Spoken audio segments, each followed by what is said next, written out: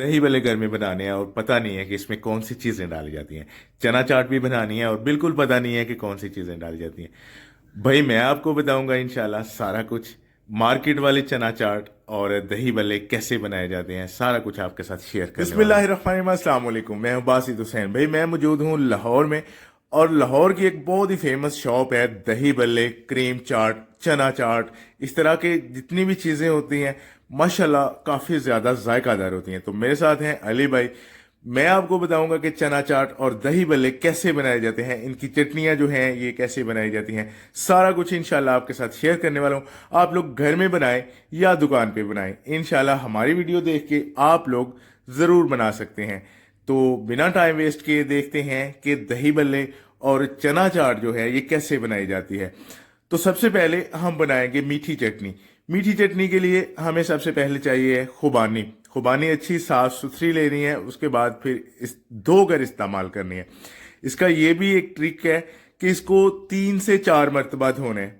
अगर आप लोग कहेंगे कि भाई एक दफ़ा धो के हमने अच्छे से तो इसको उबाल लिया, ऐसा नहीं है। इसको 3 से 4 मरतबा धोएंगे, फिर इससे डस्ट निकलेगी, फिर ये चटनी बनाने के काबिल होगी। एक दफ़ा इसको नहीं धोना, इसमें डस्ट रह जाती है। इसलिए इस बात का आपने खास ख्याल रखना है, वरना चटनी खराब कर बैठेंगे।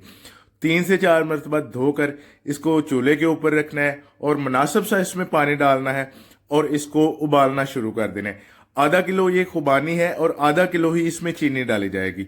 अगर 1 किलो खुबानी होगी तो इसकी 1 किलो ही चीनी होगी। इस तरह अच्छे से यहाँ पर इसको पकाना है। ये भी एक अहम बात है। कुछ लोग एक उबाल इसको देते हैं और जनाब जब ये नरम होती है तो ब्लेंडर कर लेते हैं। ऐसे में चटनी सही नहीं तैयार होती। यहाँ पर सही अच्छे से इसको पकाना है। आप लोगों ने पानी इसमें इतना डालना है कि अच्छे से खुबानी जो है ये डिप हो जाए। अगर यहाँ पर फिर से पानी कम हो जाता है तो आप इसमें और पानी डाल सकते हैं, कोई मसला नहीं होता जायके में। सिर्फ और सिर्फ ये है कि इसको यहाँ पे काफी ज्यादा पकाना है। जब पानी सही से पकना शुरू हो जाए तो इसमें चीनी डाल देनी है। मतलब कि 2 किलो के लिए 2 किलो ही चीनी होती है, आधा किलो के लिए आधा किलो चीनी। चीनी डाल के अच्छे से पकाना है। और ये बात का आपने ख्याल रखना है कि भाई ये कच्ची ना रह जाए। ये बहुत अहम चीज़ है। बहुत ज़्यादा लोग इस चीज़ पे गौर नहीं करते हैं कि इसको जब उबाल आता है चीनी थोड़ी सी इसमें मेल्ट होती है तो वो जनाब इसको ब्लेंडर कर लेते हैं। तो इस तरह ये जायकादार नहीं होती। ब्लेंडर तो हो जाती है लेकिन जायका इसका जो है इसमें थोड़ा सा फ़र्क आ जाता है। इसलिए यहाँ पे देखें कि काफ़ी ज़्यादा ये नरम हो चुकी है। लेकिन दूसरी बात ये है कि अभी ये कच्ची है। तो अब इसका देखें कि शीरा तैयार नहीं हुआ है। यहाँ पे अगर देखें पानी थोड़ा सा इसका कम हो चुका है तो भाई आप थोड़ा सा और पानी डाल लें और इसको कुछ टाइम के लिए पका लें, फिर इसको आप ब्लेंडर करें। तो आप इसको भिगो के पहले आधे घंटे के लिए रख भी सकते हैं। यहाँ पे देखें कि पानी जो है ये कम हो चुका है और हमने थोड़ा सा इसमें पानी और डाला है। तो इसको हमने भिगो के नहीं रखा, इसको डायरेक्ट ही धोकर कढ़ाई में डाल दिया और यहाँ पर इसको उबाल रहे हैं। ये भी ठीक है। अगर आप लोग इसको भिगो कर रख दे आधा घंटा पहले तो वो भी ठीक है। उससे होता ये है कि टाइम थोड़ा सा बच जाता है, जल्दी उबल जाता है। यहाँ पे शीरा जो है ये तैयार हो चुका है, काफ़ी ज़्यादा ये गाढ़ा हो चुका है और खुबानी भी बहुत ज़्यादा जो है ये नरम हो चुकी है। अब जनाब इसको हमने थोड़ा सा ठंडा करना है, ब्लेंडर मशीन में डाल के इसका बनाना है पेस्ट। यहाँ पे देखिए शीरा काफ़ी ज़्यादा गाढ़ा है। इस तरह ही आप लोग यहाँ पर इसको अच्छे से पकाएंगे तो शीरा गाढ़ा होगा। तो यहाँ पे ये तैयार हो चुकी है। अब इसको हमने ब्लेंडर करना है और इसका बनाना है पेस्ट। और उसके बाद फाइनल चटनी जो है ये मैं आपको दिखाता हूँ कि कितनी मज़ेदार और खूबसूरत तैयार हुई है। तो अब हम इसको ठंडा करके ब्लेंडर कर लेते हैं जनाब। ये है खुबानी की चटनी। इसमें खुबानी और चीनी डाली जाती है और कोई भी चीज़ नहीं डाली जाती है। ये दही भल्ले के साथ इस्तेमाल होती है। चटनी जो है काफ़ी अक़साम की होती है। बहुत ज़्यादा खुबानी की चटनी में भी चीज़ें डाली जाती हैं, लेकिन जो दही भल्ले के साथ चटनी चलती है उसकी रेसिपी मैं आपके साथ शेयर कर रहा हूँ। तो यहाँ पे देखें कि ये थोड़ी सी गाढ़ी है। मतलब आप लोग इसको पतला करना चाहें, यहाँ पे थोड़ा बहुत पानी कच्चा डालना चाहें तो डाल सकते हैं, लेकिन आपने जब खुबानी उबालनी है वहां पे सही से इसको पकाना है। चीनी का शीरा जो है ये सही से तैयार होना चाहिए, फिर चटनी बहुत ज्यादा जायकादार तैयार होती है। तो अब जनाब इसका दही बनाना है। इसकी दही की जो चटनी है वो बनानी है और दही भल्ले तैयार करने हैं, चना चाट तैयार करनी है। इंशाल्लाह आप लोग दुकान पर बनाएं या घर पे बनाएं, हमारी वीडियो देखेंगे तो जरूर बना सकेंगे। तो यहां पर हमारे पास आ जाता है दही। दही भल्ले का जो है इसको कैसे तैयार किया जाता है। इसका खट्टापन खत्म करना है। आप लोग दही भल्ले बाजार से खाते हैं तो दही बिल्कुल खट्टा नहीं होता। वजह ये होती है कि इस तरह इसको थोड़ा सा फेंटना है, चम्मच के साथ फेंट लें या मधानी के साथ फेंट लें। इसको यहाँ पे मुलायम करना है। थोड़ा सा आप इस तरह इसको फेंटेंगे तो ये पतला हो जाएगा और मुलायम हो जाएगा। इसको बहुत ज्यादा पतला नहीं करना, सिर्फ मुलायम करना है। इसका खट्टापन खत्म हो जाता है इस तरह मुलायम करने से। और उसके बाद थोड़ा सा ये सॉफ्ट भी हो जाता है। जब देखेंगे ये सॉफ्ट हो चुका है तो समझ ले दही तैयार है।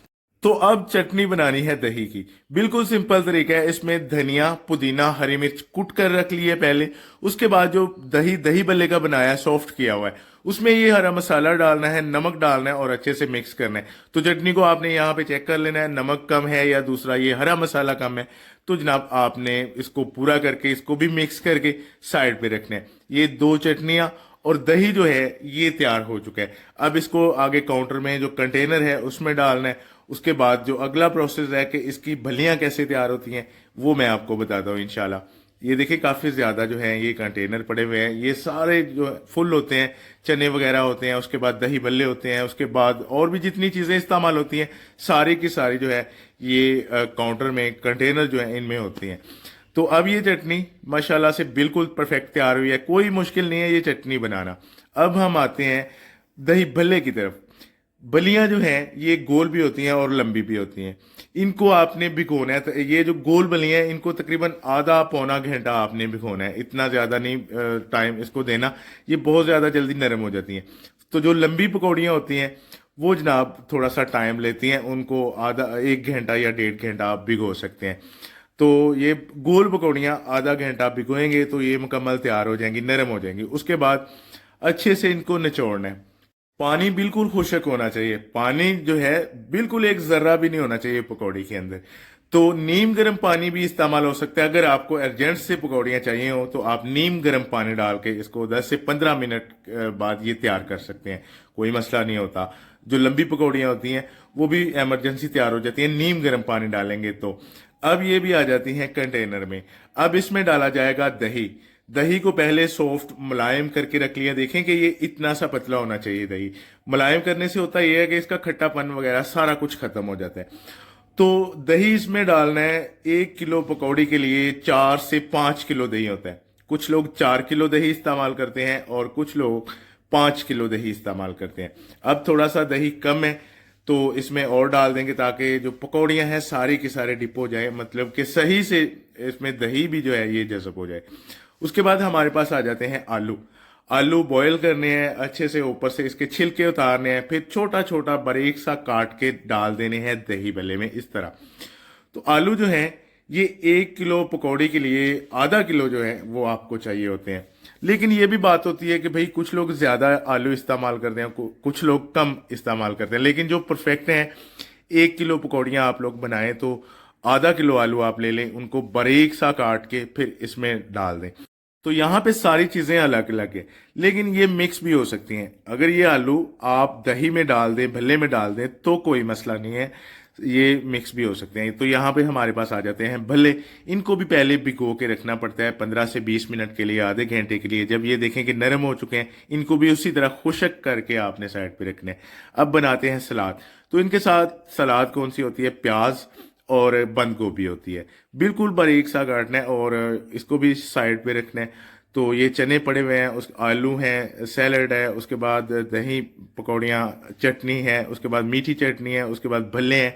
ये सारी चीज़ें जो हैं ये अलग अलग पड़ी हुई हैं। अब मैं दही भल्ले का एक प्याला बना के आपको दिखाता हूँ क्योंकि सारी चीज़ें रेडी हो चुकी हैं। सबसे पहले प्याले में थोड़े से आलू डालने हैं, उसके बाद एक भल्ला डालना है, उसके बाद ये दही के साथ जो पकौड़ियाँ हैं ये डालनी है।